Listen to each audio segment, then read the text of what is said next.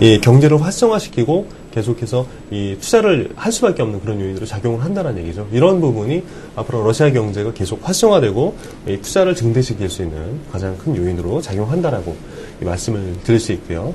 또 다섯 번째로는 러시아의 금리 모습입니다. 이게 과거 러시아의 그런 금리 추이인데요. 네. 이 과거에는 러시아 금리가 굉장히 높았죠. 18%까지 육박했던 러시아의 네. 금리가요. 불과 한 3, 4년 만에 지금 현재 8%대, 8.75%까지 정책 금리가 하락을 해 있는 상황입니다. 역시 이제 금리라는 거는 증시하고는 좀 반대로 가는 반대 개념이죠. 따라서 금리가 높으면 높을수록 이 경제 이 주체들이 좀 활동하기가 어렵고요. 또 기업들도 역시 부담이 높아지고 가게들도 부채 부담이 높아지는 그런 이 가장 안 좋은 부분인데요. 금리가 이만큼 낮아진 상황이다라는 부분은 러시아의 경제가 그만큼 좀 탄탄한 상황이고요. 좋다라는 얘기를 그런 것들을 반증하는 자료가 될 수 있고요. 따라서 지금의 어떤 금리 수준, 사상 최저치의 금리 수준인데요. 이러한 사상 최저치의 금리 수준이 앞으로 좀 유지가 될 걸로 예상이 되는데요. 이러한 사상 최저치의 금리라고 하면 이 증시라든가 또는 경제 전반적으로도 굉장히 좋은 영향을 미칠 수밖에 없다라고 판단을 하고 있는 상황입니다. 네. 그리고 마지막으로 하나 말씀을 드리면요. 여섯 번째 메리트인데요. 러시아의 장기 성장 플랜입니다. 역시 어느 나라건 성장 플랜을 가지고 있는데요. 역시 러시아도 굉장히 좀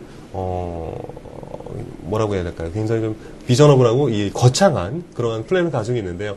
이 푸틴이 지금 아시겠지만 총리로 되어 있고 메드베데프가 대통령이 되어 있는데요. 이 두 사람의 어떤 정치 구도 하에서 이러한 굉장히 다양한 이 장기 성장 플랜을 가지고 굉장히 강하게 밀어붙이고 추진을 하고 있다는 부분이죠. 그래서 2020년까지 지금 세계 5대 경제 대국으로 입성하는 것을 목표로 하고 있습니다. 지금 앞서 말씀드렸습니다만 지금 현재 세계에서 9위권에 지금도 현재 경제 대국인데요.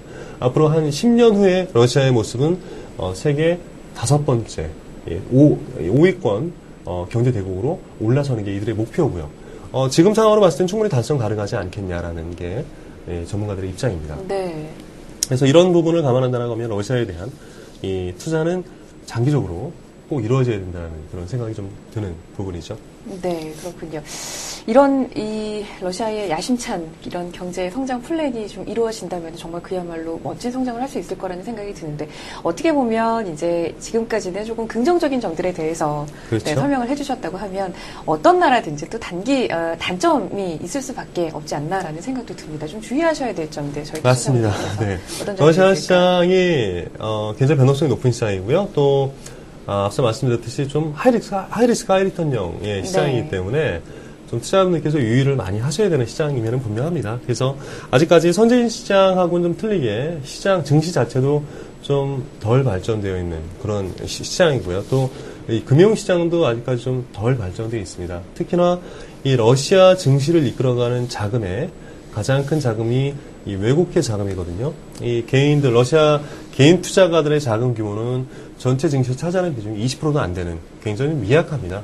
그러다 보니까 사실 이 증시라는 게요, 이 개인 투자자들이 탄탄하게 뒷받침이 되어줘야지 시장이 좀 안정성을 갖는데, 이 러시아 시장 같은 경우는 개인 투자가들의 비중이 워낙 낮다 보니까 네. 좀 안정성이 떨어진다고 할 수 있죠. 특히나 또 외국인 자금의 비중이 높기 때문에 외국인들이라는 게 한번 시장이 좋아 보이면 막 들어왔다가 또 안 좋아 보이면 또 급격하게 그렇죠. 네. 빠져나가지 않습니까? 이런 부분이 러시아 시장의 변동성을 아직까지 좀 가져오는 요인이다라고 보시면 될 것 같고요. 따라서 이 변동성이 굉장히 높은 시장이다라는 부분은 꼭 유념을 하셔야 될 것 같고요. 또 앞서 말씀을 드렸습니다만 이 러시아 시장은 이 전통적으로 에너지라든가 천연자원 관련된 이 업종이라든가 또는 종목 또는 이런 것들이 경제라든가 증시에서 차지하는 비중이 굉장히 높습니다. 따라서 이러한 관련 산업, 에너지 산업이라든가 이 천연자원 관련 산업이 안 좋을 때를 대비를 하셔야 된다는 얘기죠. 물론 제가 앞서 이 원자재라든가 천연자원 가격이 장기 상승 트렌드를 보일 거다라는 말씀을 드렸는데요.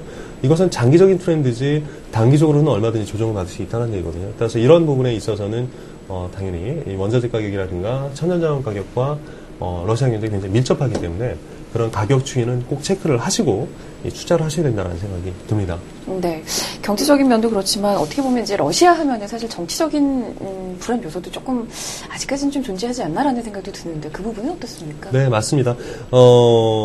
아시겠지만 앞서 말씀드렸듯이 러시아 시장에 지금 러시아라는 국가의 이 대통령이 메드베데프 대통령이고요. 또 지금 총리가 푸틴 총리인데요. 그전 대통령이 푸틴이었죠. 네, 그렇죠. 이제 얼마 남지 않은 대선에서 푸틴이 다시 대통령이 되느냐, 아니면 메드베데프가 연임을 하느냐, 이런 부분이 이제 이슈가 되고 있는데요. 역시 이런 두 사람이 정치적으로 지금 현재 대립하는 그런 모습을 보여주고 있는 그런 상황이기 때문에 러시아 시장의 어떤 정치적인 부분, 리스크는 존재를 좀 많이 하는 국가라고 할 수 있겠고요. 향후에 어떤 사람이 됐든 한 사람이 단독으로 어떤 정권을 장악하는 게 오히려 지금 상황에서 봤을 때는 좀 러시아 정치를, 전국을 좀 더 안정시키지 않나라는 생각이 듭니다. 또 한편으로 러시아 시장이 아직까지 사회주의 국가에서 완전히 벗어나지 않은 상황이기 때문에요. 이 경제, 기업들이 경영 활동을 한다거나 이런 부분들이 아직 덜 자유스럽습니다. 이런 부분들도 증시라든가 또는 경제에 미치는 영향이 좋은 영향보다는 나쁜 영향이 좀 많다라고 말씀을 드릴 수 있겠죠. 네. 그리고 러시아 펀드, 어차피 뭐 펀드다 보니까 이 펀드 자체가 가지고 있는 위험, 요인들을 말씀을 몇 가지 드리면요.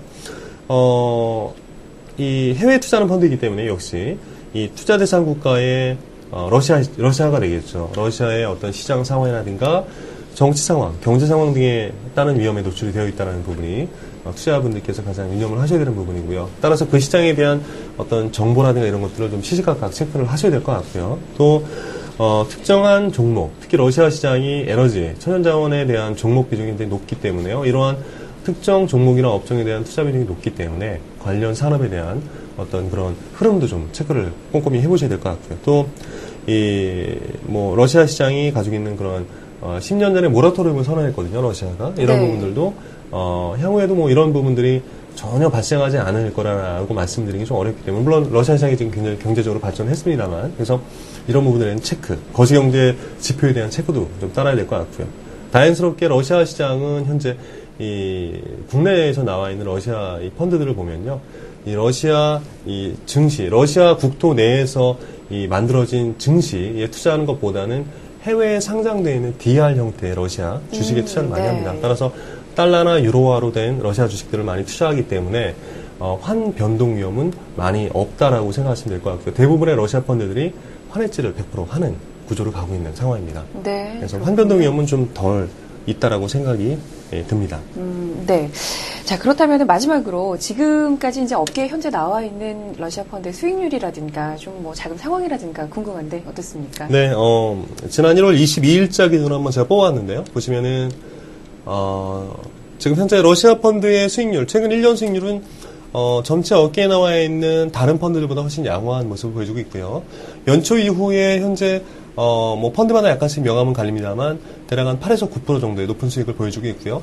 다른 네. 국가들에 투자하는 펀드들이 연초 이후에 조정을 좀 많이 받은 반면에, 러시아 시장 같은 경우는, 좀 혼자 올라가는 그런 모습들을 지금 보여주고 있습니다. 그래서 연초 이후 수익률도 굉장히 좀 좋고요. 또 최근 1년 수익률도 펀드마다 약간씩 다릅니다만, 한 150% 이상의 굉장히 높은 수익을 보여주고 있는 그런 펀드이죠.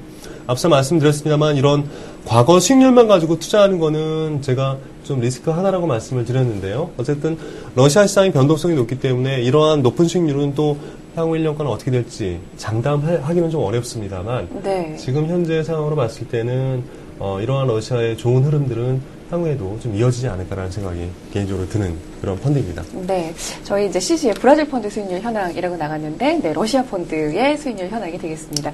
네, 어쨌거나 올 들어서 지금 한 달 정도가 지났는데, 1월 22일 기준인데, 연초 이후에 그래도 한 8에서 9% 정도의 꽤 양호한 높은 수익률을 보이고 있군요. 다른 나라의 경우에는 우리나라도 그렇습니다만, 이럴 효과는 없다, 이렇게 얘기를 하는데, 러시아 시장은 아주.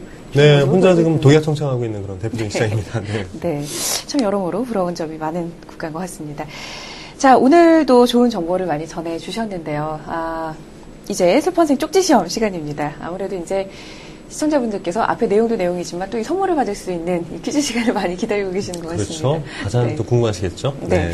지난주에 먼저 문제와 정답 소개를 해주셔야 될 텐데요. 네, 지난 시간에는 중국 시장에 대한 설명을 드렸고요. 네. 지난주 문제가